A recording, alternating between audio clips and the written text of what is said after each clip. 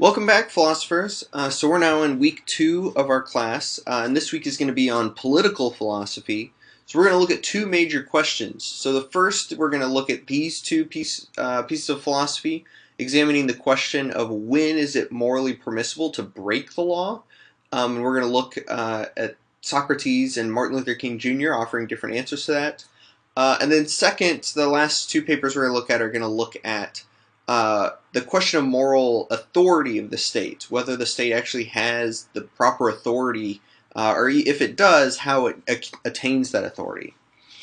So in this video, I'm going to just give a brief intro over the Socratic dialogue Crito and King's letter from Birmingham jail before you read them.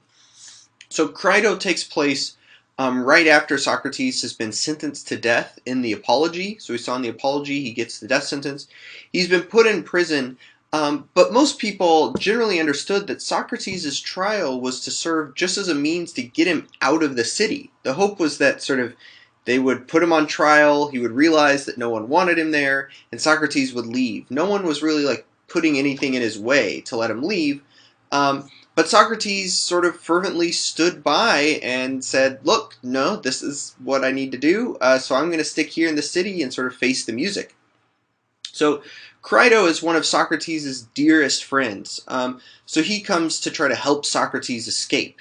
So you actually see sort of in the dialogue, you sort of see that Crito has constantly visited Socrates over and over, and he's coming to Socrates sort of saying, look, here's the chance to us to escape. And in the painting we talked about last time, you can actually see Crito is this guy here at Socrates' side, sort of looking up at him. Crito was a dear friend of Socrates and was really heartbroken to see Socrates be put to death like this. So in the dialogue, Socrates is going to present his theory of why he ought to obey all the laws of the city. Now, in King's letter from Birmingham jail, sort of the history behind that is this. So in April of '63, King and many other activists coordinated marches and sit-ins throughout Birmingham to protest the racist and segregationist policies that were happening there. So after a few days of this, on April 10th, a judge issued an injunction against all demonstrating, basically said, look, no marches are allowed, no sit-ins are allowed here in the city. But on April 12th, King and his supporters and other activists, in an act of civil disobedience, went ahead and continued with their marches because they thought they were still doing the right thing. So they said, look, even if this judge says we can't do it, we're still going to do it. So during one of these acts of civil disobedience, he's arrested and put in jail.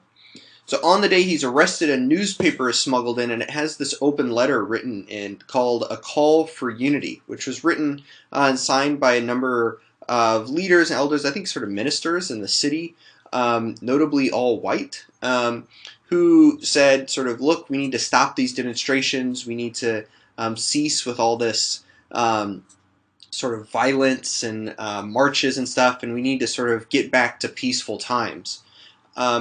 And so that's one thing that they called out King for, and the second thing is that they called out King for being sort of this outside agitator, because he wasn't from Birmingham originally. He was sort of coming in and, according to them, sort of riling up an unnecessary crisis.